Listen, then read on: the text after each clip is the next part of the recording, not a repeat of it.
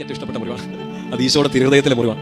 മുറിവുകളോട് ഇഷ്ടം തോന്നാമെന്ന് അറിയത്തില്ല, പക്ഷേ ഈശോയുടെ തിരുമുറിവുകളിൽ എനിക്ക് ഏറ്റവും പേഴ്സണലി ഭയങ്കര ആനന്ദവും സൗഖ്യം തരുന്ന മുറിവാണ് ഈശോയുടെ തിരുവിലാവിലെ മുറിവ്. യോഹന്നാൻ സ്ലീഹയല്ലേ ഈശോയുടെ ഈ തിരുനെഞ്ചിലേക്ക് ചേർന്ന് കിടന്നു. ഒപ്പം തന്നെ ഈശോയുടെ തിരുവിലാവ് കുത്തി തുറക്കുന്നത് കണ്ട് സാക്ഷ്യപ്പെടുത്തിയതും അവിടെ നിന്ന് ഈ വെട്ടം, അവിടുന്ന് രക്തവും വെള്ളവും ഒഴുകുന്നതും സാക്ഷ്യപ്പെടുത്തിയതും യോഹന്നാൻ. ഇങ്ങനെ ചിന്തിക്കാൻ പറ്റുന്നോ? എനിക്ക് തോന്നുന്നത് ഈ നെഞ്ച് എപ്പോഴും ഒരു ആശ്വാസത്തിന്റെ ഇടമാണ്. ആണോ? കുഞ്ഞുങ്ങളൊക്കെ അപ്പൻ്റെ അമ്മയുടെ നെഞ്ചിൽ കിടന്നു തുടങ്ങുന്നത്. ചിലപ്പോൾ നിങ്ങളുടെ ജീവിത പങ്കാളിയുടെ നെഞ്ചിൽ കിടന്നുണ്ടാവും. അതൊരു ആശ്വാസം ആഗ്രഹിച്ചിട്ടുണ്ട്. ഞാൻ പറയാൻ പോകുന്ന കാര്യം ശ്രദ്ധിച്ചു കേട്ടോ. അതിനൊരു പട്ടിണി അനുഭവിക്കുന്ന മനുഷ്യൻ, ലിറ്ററലി അങ്ങനെ ഒന്ന് പോയി ആശ്വാസത്തിന് വേണ്ടി ചേർന്ന് നിൽക്കാൻ ഒരാൾ പോലും ഇല്ലാത്ത മനുഷ്യൻ കിട്ടിയിട്ടില്ല. അതിനൊരു പട്ടിണി അനുഭവിച്ചവരോടെ പറയണേ.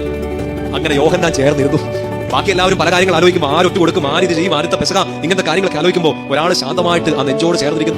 അങ്ങോട്ട് നോക്കിക്കൊള്ളുക. അവിടെ ഒഴുകുന്നത്, ആ മുറിവിൽ ഒഴുകുന്നത് രക്തമല്ല, പ്രകാശമാണ്. ഒറ്റപ്പെട്ടു പോയാൽ കൂടെ ആരുമില്ലെന്ന് ചിന്തിച്ച നിന്നെ സൗഖ്യപ്പെടുത്താൻ പറ്റുന്ന ഈശോയുടെ നെഞ്ച്. അങ്ങോട്ട് ചേർന്നിരിക്കുക. ബാക്കിയുള്ളവരൊക്കെ തള്ളി പറയട്ടെ, തള്ളി മാറ്റട്ടെ, ചേർത്ത് പിടിക്കാൻ ഈശോയുടെ നെഞ്ചോട്.